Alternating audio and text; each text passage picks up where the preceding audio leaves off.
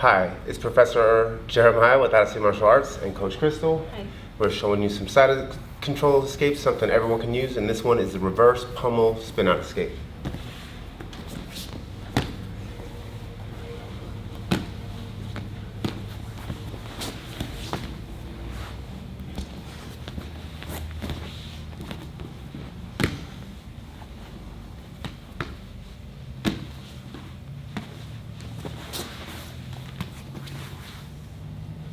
So, a couple of key details. This is when I have lost my head position.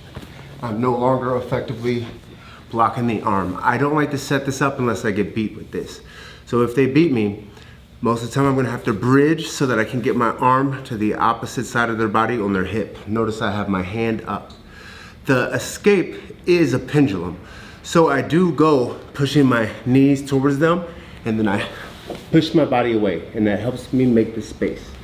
However, against better people that are heavy and they're crushing you and they're crushing the space, you have to set it up first with the bridge and then this pendulum motion to start to spin yourself out.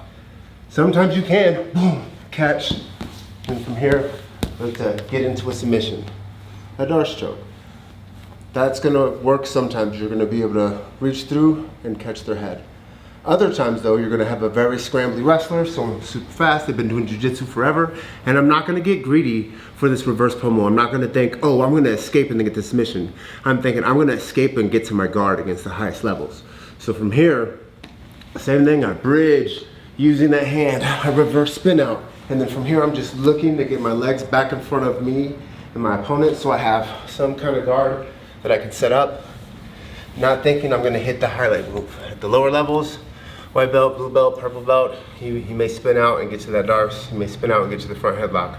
But against the brown belts, black belts, college wrestlers, I'm gonna spin out and get back to my guard. So that is the reverse pommel side control escape.